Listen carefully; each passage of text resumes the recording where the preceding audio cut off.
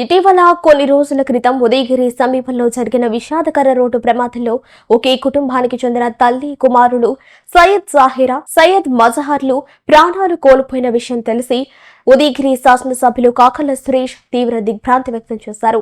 ఈ హృదయ విదారక ఘటనలో మృతి చెందిన వారి కుటుంబ సభ్యులను పరామర్శించేందుకు ఎమ్మెల్యే కాకర్ల సురేష్ వారి స్వగ్రామానికి స్వయంగా వెళ్లి బాధిత కుటుంబాన్ని కలుసుకున్నారు. కుటుంబ సభ్యులతో మాట్లాడి వారికి ధైర్యం చెప్పడంతో పాటు ఈ అపార నష్టాన్ని తట్టుకునేలా మనోధైర్యం కల్పించారు. కానిస్టేబుల్ తీసుకుని వెళ్ళిపోయా స్టేషన్ లో సందేశవాడు సార్ వాడు పోయి కవర్ చేసి పంపించిన సార్. చచ్చిపోతాడు అనవసరం, నేను కొట్టాలనుకున్నాను సార్. ఏడ యాక్సిడెంట్ జరిగింది, ఏడా తగిలి ఉన్నది, వాడైనా చచ్చిపోతే ఎవరు కొట్టడం వల్ల చచ్చిపోయి నన్ను లోపలేస్తే వీళ్ళు అనాథాలు అయిపోతారేమో, మళ్ళీ వీళ్ళ చూసేవాళ్ళు ఎవరు లేరు, దిక్కు లేరు అని చెప్పేసి నేను ఓపిక పట్టాల్సి వచ్చింది.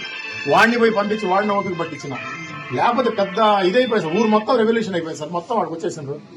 ఎంత ఒక్క దెబ్బ పండి కూడా పంపించినాము, ఒక్క దెబ్బ పండి కూడా చేసినాం సార్. వీళ్ళు ఏమంటారంటే ఎవరో పెద్దోళ్ళు ఫోన్ చేశారు, అందుకోసం వాళ్ళకి అరెస్ట్ చేయలేదు అంటే సార్. అరెస్ట్ వీళ్ళు ఏమంటే అరెస్ట్ చేసినాము, 3 రోజులు స్టేషన్ లో ఉన్నాడు వాడు, 3 రోజులు ఆ స్టేషన్ లో ఉంటారు, 2 రోజులు మా స్టేషన్ లో ఉన్నారు, మీ స్టేషన్ లో వచ్చి చూసారా అని చెప్పేసి నన్ను అడుగుతారు సార్.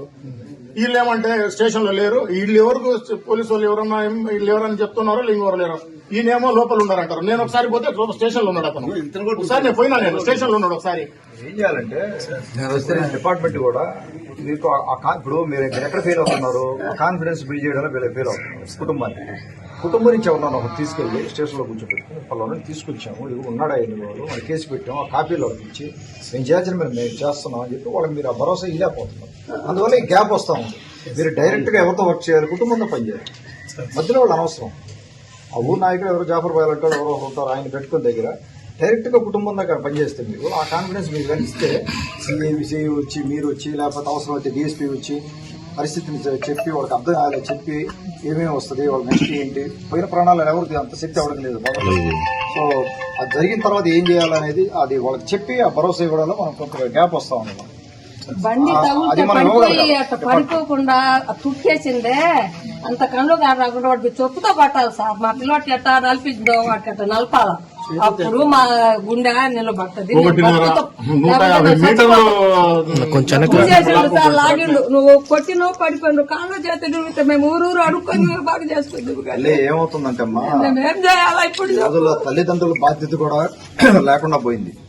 పిల్లల్ని ఏ స్టేజ్ కి పెంచాలా, ఏ స్టేజ్ లో కాళ్ళు కొనియాలా, లేకపోతే ఏ స్టేజ్ లో వాళ్ళకి చెప్పాలా, ఏమి లేదు.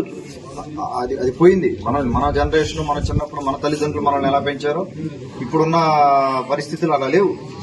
ఆ బాధ్యత వాళ్ళు వినటం లేదు, వీళ్ళు చేయటం లేదు, ఆ రకంగా తయారయ్యారు.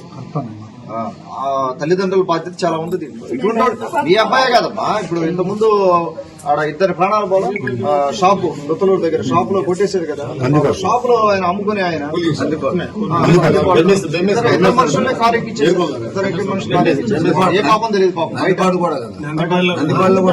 జరిగింది ఇక్కడ ఉదయగిరి ఈ ఏరియాలో దగ్గర కూలింగ్ షాప్ 2 చనిపోయారు, 2 తొక్కిచ్చేసారు.